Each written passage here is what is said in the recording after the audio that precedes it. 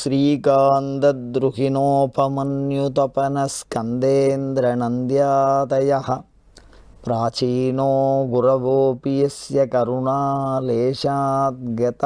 गौरवम् तं सर्वादिगुरुं मनोज्ञवपुषं मन्दस्मितालङ्कृतं चिन्मुद्राङ्कितमुद्रपाणिनलिनं चित्ते शिवं कुर्महे। नमस्सरसे नमस्सरस्वतये नमस्सकीनां पुरोकानां चक्षुषे नमो दिवे नमः पृथिव्ये नमः। சங்கரா தொலைக்காட்சி நேயர்களுக்கு நமஸ்காரம்.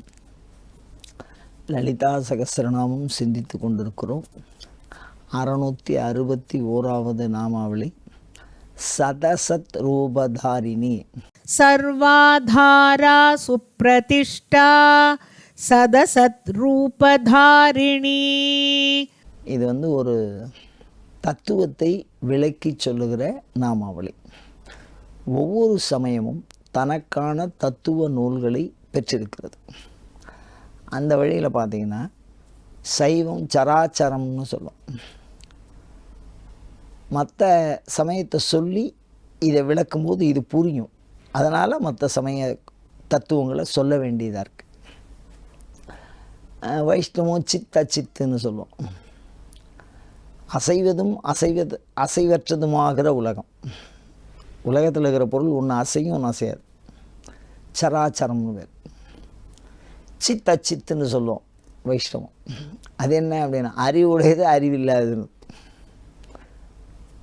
சித்து அச்சித். அது மாதிரி சாக்த சமயம் தன்னுடைய தத்துவத்தை சதசத் அப்படின்னு சொல்கிறது. சத் அப்படின்னா மாறுதலற்றது, என்றும் உள்ளது.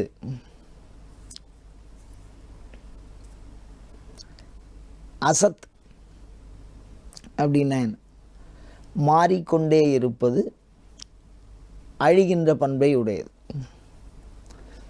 ரூபம் அப்படின்னா வடிவம்னு அர்த்தம்.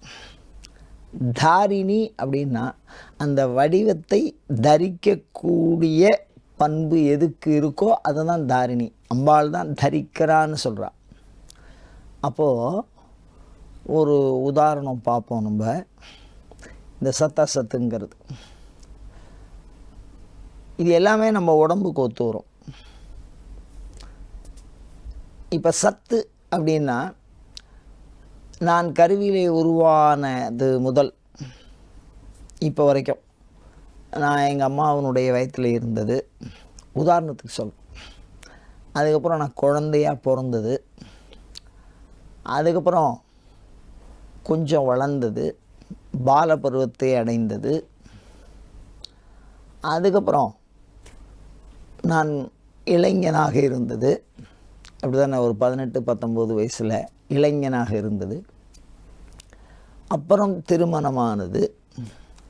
அதுக்கப்புறம் என்னுடைய குழந்தைகளோட எனக்கு குழந்தை பிறந்து என் மனைவி அந்த மாதிரி இருக்கிறது. அதுக்கப்புறம் என்னுடைய பையனுக்கு ஒரு பையன் பிறக்கிறது.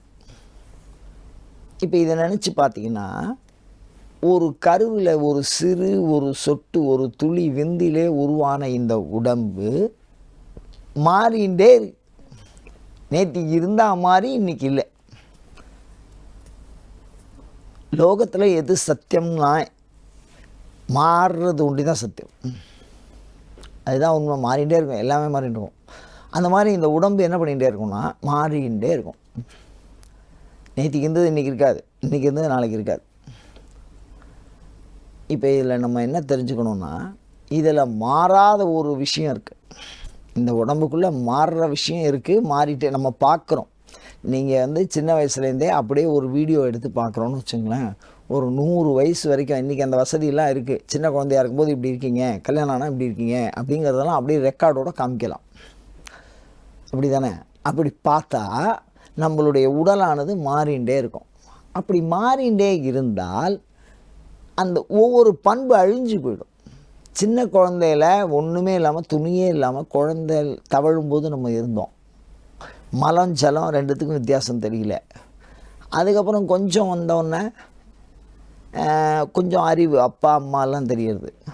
குழந்தைகள் அப்படின்னா தனக்குன்னு ஒரு விஷயம், அப்புறம் இளைஞனாகும்போது. அப்போ இதெல்லாம் மாறிக்கொண்டே இந்த உடல் இருந்தாலும் இது எல்லாமாய் இருப்பது நான் என்கிற உணர்வு எனக்கு மாறவே இல்லை. அப்படி தானே? இதில் மாறாத ஒரு வஸ்து நான் என்கிற உணர்வு. நான் தான் அந்த குழந்தையாக இருந்தது, நான் தான் கருவில் இருந்தது, நான் தான் சிறுவனாக இருந்தது, நான் தான் இளைஞனாக இருந்தது. அப்படி தானே? அப்போ மாறாத பண்புடைய ஏதோ ஒரு விஷயம் இருக்கு. 8வது படித்தேன், இந்த பள்ளிக்கூடத்தில் படித்தேன், இந்த பள்ளிக்கூடத்துலேருந்து அப்புறம் இந்த பள்ளிக்கூடத்துக்கு மாறினேன், அதுக்கப்புறம் கல்லூரி படித்தேன், அதெல்லாம் எனக்கு ஞாபகம் இருக்குது. அப்போது நான் மாறிக்கொண்டே இருக்கிற இந்த உடல் முன்ன மாதிரி எனக்கு ஓட முடியல. வயசானா ஒரு 6 வயசில் நான் ஓடி திரிஞ்ச மாதிரி என்னால் இந்த 60 வயசில் ஓடி திரிய முடியவில்லை. அன்றைக்கி இருந்த பண்பு, சில பண்புகள் என்னிடத்தில் இல்லாமல் இன்று போய்விட்டது. அன்றைக்கு இல்லாது இருந்த பண்புகள் இன்று சிறப்பாக சில பண்புகள் என்னிடத்திலே குடிகொண்டிருக்கிறது. அப்படி மாறியும் மாறாமல் இருக்கிற வஸ்து இந்த உடம்புக்குள்ளே ஒன்று இருக்கிறதுனால தான் இந்த உடல் மாறிக்கொண்டே இருந்தாலும் இந்த மாறாத சத்வஸ்துவாக இருக்குது பாருங்கள், அவிகாரமாக இருக்குது பாருங்கள், கொஞ்சம் கூட மாறாமல் இருக்கிறது. அந்த பண்பை தான் சத்துன்னு சொல்கிறோம். அந்த பண்பு எது அப்படின்னா பெரும்பாலும் மனதை நம்ம சொல்லலாம். தத்துவார்த்த விஷயங்கள்லாம் நிறைய போகிறது, அதுக்குள்ளே நம்ம போகலை, ரொம்ப புரியாது. அது ஒரு 8 நிமிஷத்தில் சொல்கிற விஷயம் இல்லை. நான் ஏதாவது தத்துவத்தை சொல்கிறேன்னு அதை குழப்பி வச்சிடக்கூடாது. அதனால் சத்து அசத்து, நான் என்ன சொல்ல விரும்புகிறேன், இந்த உடம்பு அசத்து மாறிண்டே வருது. அது உள்ள மனது நான் இதெல்லாம் இருந்தேன்னு மனது மாறாததாக இருக்கிறது. ஆனால் லோகத்தில் என்னன்னு சொல்லுவா அப்படின்னு கேட்டீங்கன்னா மனது மாறிண்டே இருக்கும் அப்படின்னு சொல்லுவா. இல்லை, காரணம் என்ன அப்படின்னா ஒரு பண்பை விட்டு இன்னொரு பண்பு அது பிடிச்சிட்டே இருக்கு. இருந்தாலும் சின்ன வயசுலேருந்து இப்போ வரைக்கும் நடந்ததெல்லாம் நம்ம மனசில் ரெக்கார்டாக வாசனாமலமாக இருக்குது. அதுதான் லாங்குவேஜ். சின்ன வயசுல இப்போ நமக்கு ஒன்று திடீர்னு கொண்டு போய் வெளிநாட்டில் விட்டால் அந்த நாட்டு பாஷை நமக்கு வராது. நம்ம எந்த பாஷை நம்ம சின்ன வயசுலேயே படித்தோமோ பழகினமோ அந்த பாஷை தான் நம்ம மனசுக்குள்ளே நிற்கும். அந்த பாஷையில் பேசினா தான் நான் புரிஞ்சுக்க முடியும். அப்போ என்ன ஆறுது அப்படின்னா மாறாத பண்புடையதாக இந்த இடத்துல சொல்கிறத மனசுன்னு வச்சுக்கலாம். ஏன்னா அம்பாளுக்கு பேரே மனோன்மணின்னு சொல்கிறா. மாறிண்டே இருக்கக்கூடிய வஸ்து உடம்புன்னு வச்சுக்கலாம். இந்த மாறி இருக்கிற வஸ்துவாக இருக்கக்கூடிய உடலாகவும் மாறாமல் இருக்கிற நினைவு பதிவுகளாகவும், ஏன்னா அது அடுத்த பிறவிக்கும் போகுதுங்கிறா பாவ புண்ணியம்லாம். அப்படி மாறாமல் இருக்கக்கூடிய பண்புடைய மனதாகவும் உடலாகவும் மனதாகவும் அதில் இருக்கக்கூடிய உருவம், உடலுக்கு ஒரு உருவம், மனதிலே பதிப்பித்திருக்கக்கூடிய உருவம். மனது பல விஷயங்களை பதிச்சு வச்சுருக்கு, உருவமாக ரெக்கார்ட் பண்ணி வச்சுருக்கு.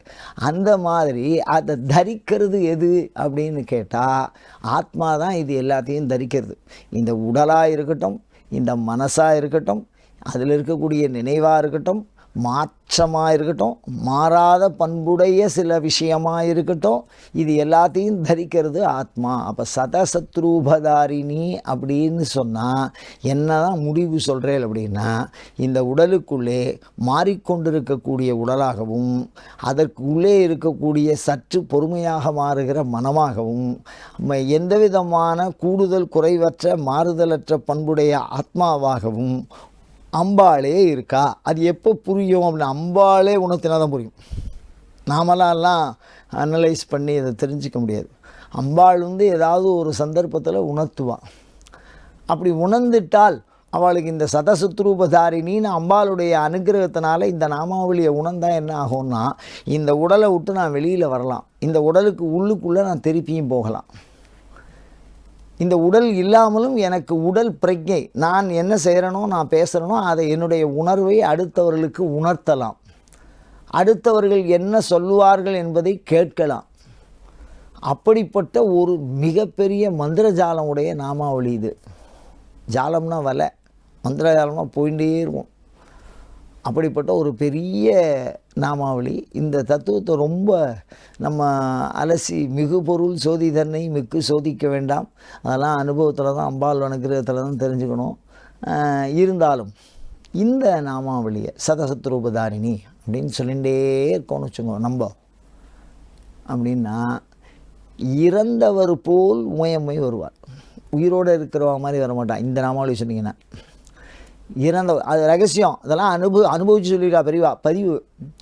இறந்தவர் போல் வரக்கூடியவர், அந்த இறந்தவர்களினுடைய உருவம் ஞாபகத்தில் இருக்கும். இவா செத்து போயிட்டாலே எப்படி வந்தா அப்படின்னு சொல்லுவாள். அந்த மாதிரி வடிவத்தில் வந்து பேசுவாள். ஏன்னா நம்ம மனதை அதை தானாகவே விட்டுரும். இறந்தவர்களுடைய நினைவு கொஞ்சம் கொஞ்சமாக நம்மளை விட்டு விலகிடும். உயிரோட யார் இருக்காளோ, பக்கத்தில் யார் இருக்காளோ, யார் வந்து தூரத்தில் இல்லாமல் இருக்காளோ அவள் கூட தான் நம்மளுடைய அனுபவங்கள்லாம் அதிகமாக இருக்கும். ஆனால் இந்த நாமாவளியினுடைய சிறப்பு, இறந்தவர்கள் போல் உமையம்மை வருவாள், வந்து பேசுவாள். இந்த மந்திரத்தை சொல்லிகிட்டே இருந்தால், இந்த நாமாவளியை சொன்னால் மன தெளிவு ஏற்படும், பித்ரு தோஷம் நிவர்த்தியாகும். அவ்வளோது சிறப்புடைய நாமாவளி. மன தெளிவை பெற முயல்வோமாக. அயம் தர்மஹா உத்தரோத்தராபிவிருத்தி ரஸ்து.